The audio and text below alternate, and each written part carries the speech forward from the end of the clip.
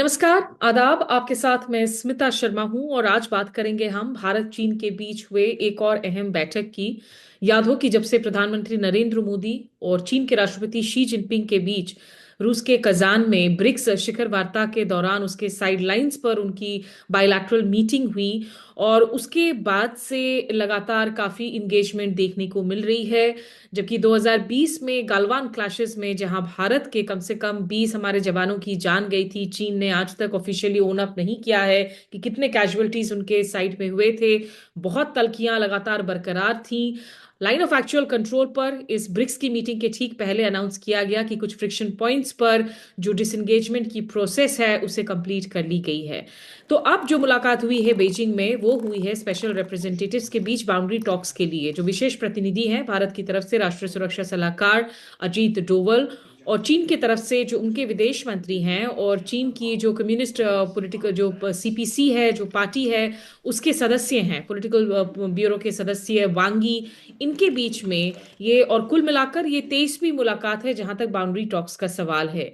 तो इस बातचीत के बाद में जो विदेश मंत्रालय ने बयान दिया भारत की तरफ से, उसमें यह कहा गया कि दोनों देशों के विशेष प्रतिनिधियों में की बैठक प्रधानमंत्री नरेंद्र मोदी और राष्ट्रपति शी जिनपिंग के बीच कजान में हुई मुलाकात में लिए गए फैसलों के तहत हुई, जिसमें सीमा क्षेत्रों में शांति और सौहार्द बनाए रखने और सीमा विवाद पर उचित समाधान तलाशने पर सहमति बनी थी।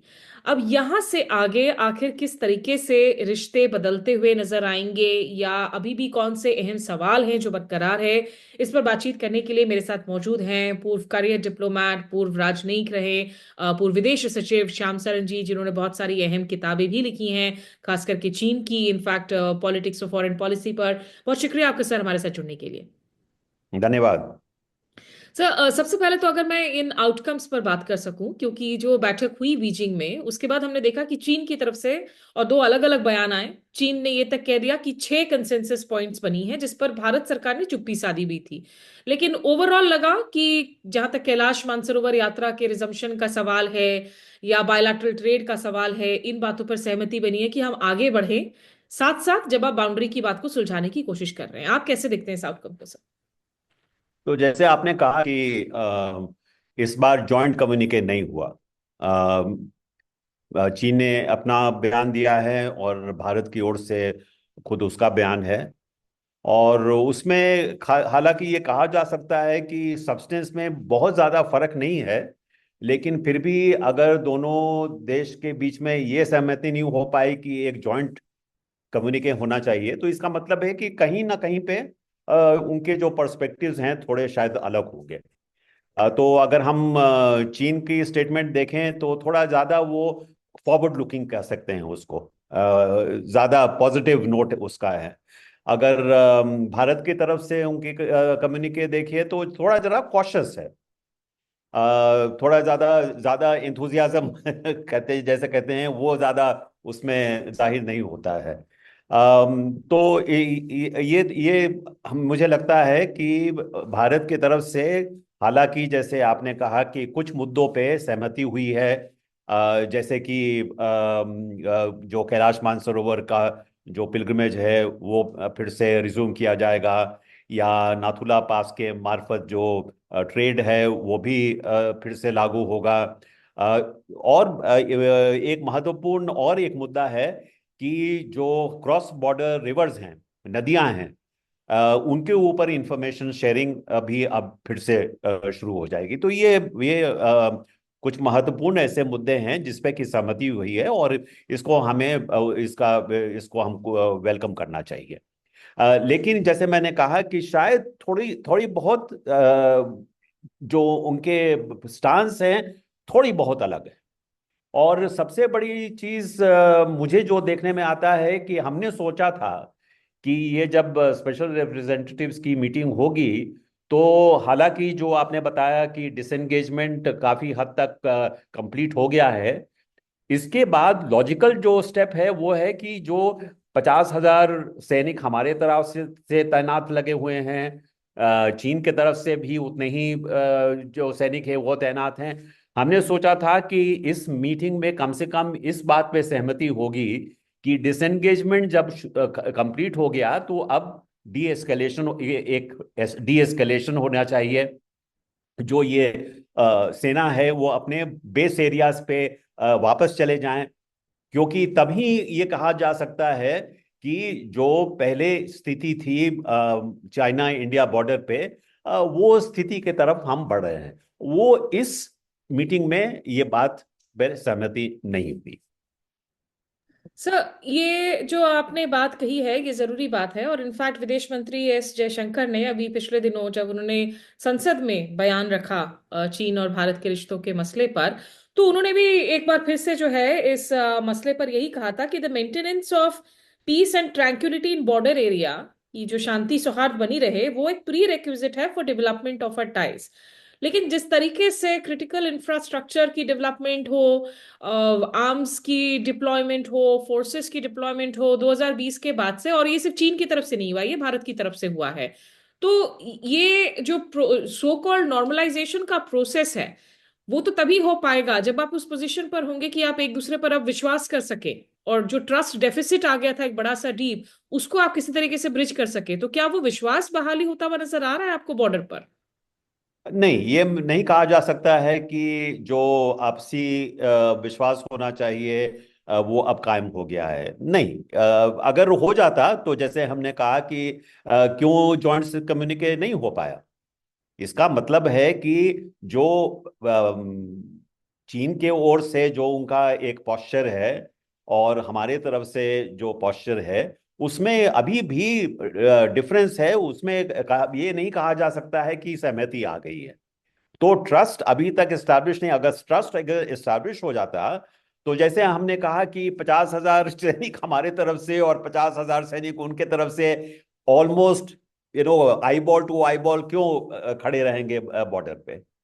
क्योंकि पहले जब पीस एंड ट्रैंक्विलिटी थी हमारे सीमा पे, तो ये जो सैनिक थे वो अपने बेस एरियाज में थे, फॉरवर्ड एरियाज में नहीं थे।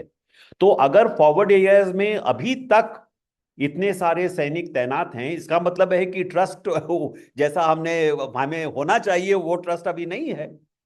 तो अभी थोड़ा टाइम लगेगा, मुझे लगता है कि एक प्रोसेस के थ्रू जाना पड़ेगा, जिसमें कि स्टेप बाय स्टेप, और ये जैसे आपने बताया कि कुछ confidence building measures already adopt हो गई हैं।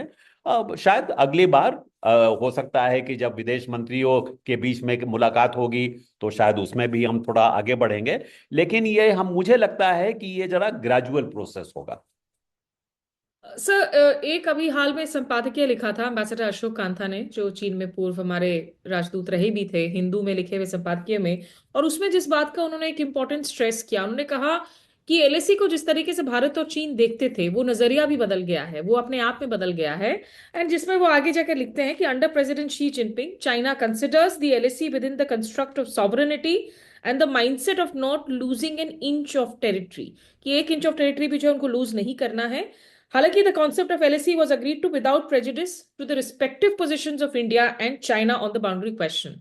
क्या आप इससे इत्तेफाक रखते हैं कि जो आप कह रहे हैं कि ये प्रोसेस ग्रेजुअल ही होगा, और शायद ग्रेजुअल होना भी चाहिए, इसमें जो ये देखने का नजरिया है एलएसी को ओरिजिनल एलएसी के डेफिनेशन से, क्या वो एक आपको लग रहा है एक मेजर शिफ्ट हुआ है?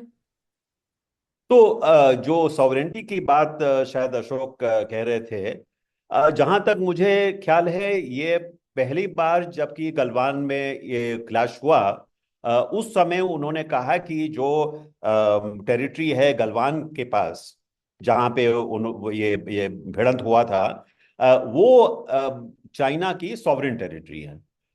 अब उससे शायद ये नहीं सोचना चाहिए कि ये सारे एलएसी के लिए ये पोजीशन ली गई है।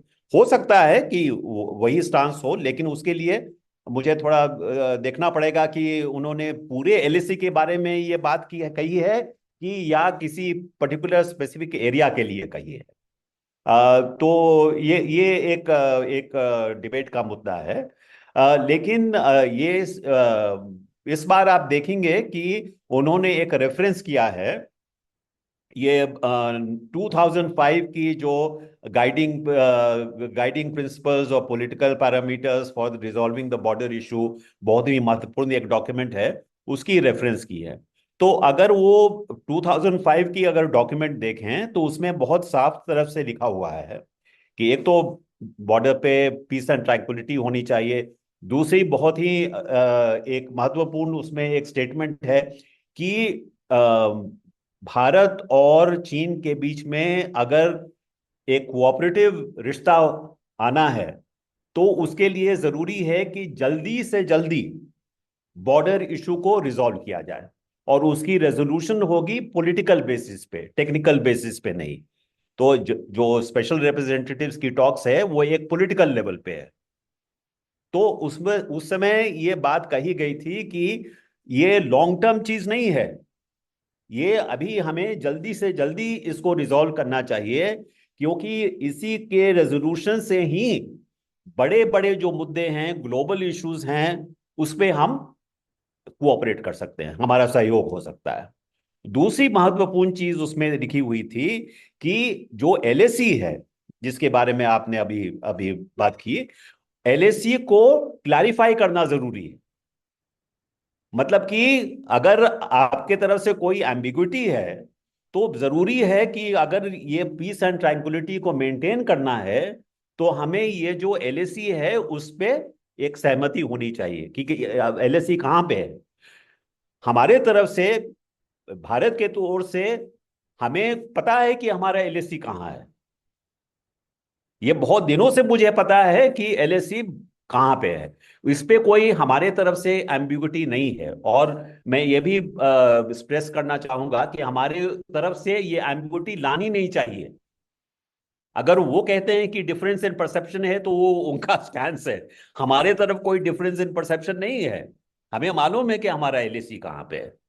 तो अगर वो 2005 की अग्रीमेंट की बात कर रहे हैं तो उस 2005 की अग्रीमेंट में जो सहमति हुई थी उसको फिर से लागू कीजिए। तो मैं सोचता हूं कि अभी थोड़ा जरा जैसे कहते हैं थोड़ी खाई है दोनों देशों के पोजीशंस के बीच में, और इसमें थोड़ा समय लगेगा, मुझे तो मुझे लेकिन लगता है। काफी काफी कमेंट्री बार बार हो रही थी इन पिछले 4 सालों में कि गलवान होने की वजह से, या जिस तरीके से एलएसी आपके एलओसी की तरह ही एक हॉट बॉर्डर हो गया, तो जो एग्जिस्टिंग मैकेनिज्म्स थे 2000, हम 2000 2003 की बात करें, 2005 की बात करें, कि they don't stand any more. तो आपको लगता है तो, कि आने वाले दिनों में हमें एक नए टेम्पलेट को तो भी ढूंढने की हाँ, जरूरत तो है, ना इसमें, केवल working on the existing mechanisms? तो अगर आप जो स्टेटमेंट हमारे तरफ से है और चीन की तरफ से अगर देखें तो ये उसमें वहां पे ये एक्सेप्टेंस है कि हमें जो नए कुछ एसओपीज फिर से लागू करने होंगे कि क्या अब ये जो नई स्थिति है इसमें किस तरह की कॉन्फिडेंस बिल्डिंग मेजर्स चाहिए, किस तरह की पेट्रोलिंग होनी चाहिए, किस तरह का इंफॉर्मेशन एक्सचेंज होना चाहिए। पहले तो बहुत ही एक एलैबोरेट मैकेनिज्म था। ऐसे अगर कोई डिस्प्यूट हो, अगर कोई क्लैश ऑफ इंटरेस्ट हो, तो दोनों देशों के बीच के जो हमारे डिप्लोमेट्स हैं और सेना के लोग हैं वो मिलके उनको ज्यादातर सुलझा पा रहे थे। तो वो तो मैकेनिज्म ब्रेक डाउन कर गया, सही बात है। तो इसका एक रीजन भी है। रीजन ये है कि देखिए, पहले जबकि बॉर्डर इंफ्रास्ट्रक्चर हमारे तरफ इतना ज्यादा डेवलप नहीं था, जो बॉर्डर इंफ्रास्ट्रक्चर उनके तरफ था हमसे ज्यादा डेवलप था, लेकिन फिर भी और भी डेवलप किया जा रहा था उनके तरफ। तो इससे इसके वजह से ये हुआ कि जो बहुत वीरान इलाके थे, जहां पे की एक्सेस इतनी इतनी आसान नहीं थी, उन जगहों पे हमारे पेट्रोल्स अगर महीने में 2 बार जाते थे, अब क्योंकि एक्सेस हो गई है, रोड बन गए हैं, तो हर हफ्ते पहुंच सकते हैं। उनके तरफ से तो आ ही रहे थे क्योंकि उनकी इंफ्रास्ट्रक्चर बहुत अच्छी थी। तो इससे हुआ क्या कि जो पेट्रोल्स के बीच में कभी कभी भिड़ंत होती थी या कभी कभी एनकाउंटर होता था, वो कभी कभी होता था, कभी ऐसा नहीं था कि वो हर रोज इस तरह के इंसिडेंट्स हो रहे थे। लेकिन जबकि इंफ्रास्ट्रक्चर इंप्रूव कर गया दोनों तरफ से, तो इस तरह के एनकाउंटर्स थे उनकी फ्रीक्वेंसी भी बढ़ गई।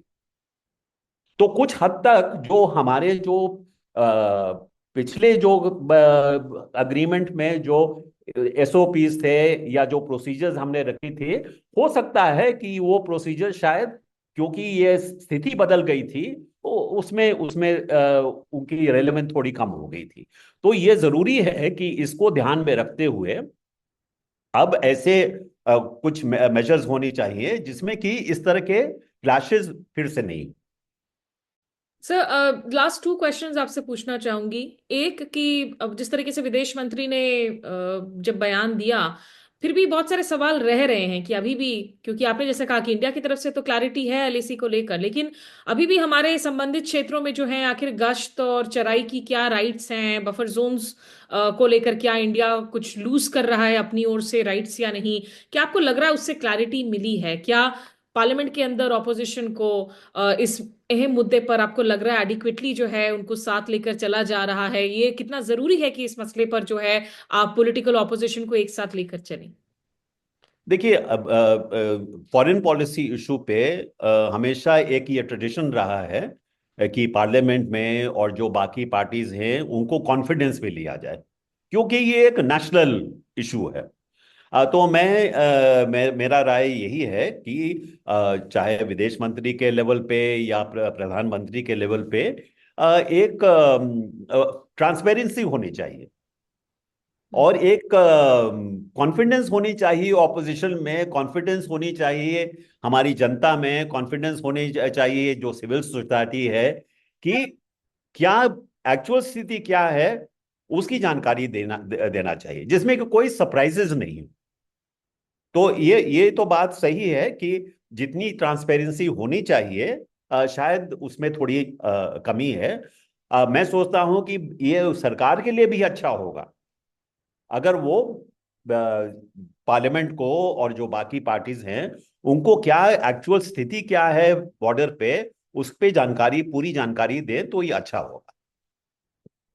फाइनल क्वेश्चन, ये रीसेट एक तरीके से ऐसे वक्त पे हो रहा है जब अमेरिका में जो है बहुत बड़ा ट्रांजिशन हो रहा है। डोनाल्ड ट्रंप 20 जनवरी को शपथ ग्रहण करेंगे बतौर न्यू प्रेसिडेंट ऑफ यूएस, और उनकी तरफ से भी जो है कुछ बयान दिए जा रहे हैं, रिपोर्ट्स आ रही हैं कि उन्होंने यहाँ तक इनविटेशन शायद भेजने का मन बनाया है शी जिनपिंग को अपने स्वेरिंग इन के लिए। क्या आपको लग रहा है कि in a way what was happening within the US forced us to rethink कि हम किस तरीके से, और क्या आप इसे एज अ टाइज की रीसेट देखते हैं या फिर आप इसे सिर्फ मानते हैं कि इस वक्त जो है क्राइसिस मैनेजमेंट अब की गई है? नहीं, मैं ये नहीं कहूंगा कि रीसेट हुआ है, लेकिन ये मैं जरूर कहूंगा कि ट्रम्प के आने से जो एक इंटरनेशनल एनवायरनमेंट है उसमें बदलाव तो आया है। हमारे लिए भी बदलाव आया है और चीन के लिए भी आया है, लेकिन शायद चीन के लिए ज्यादा है।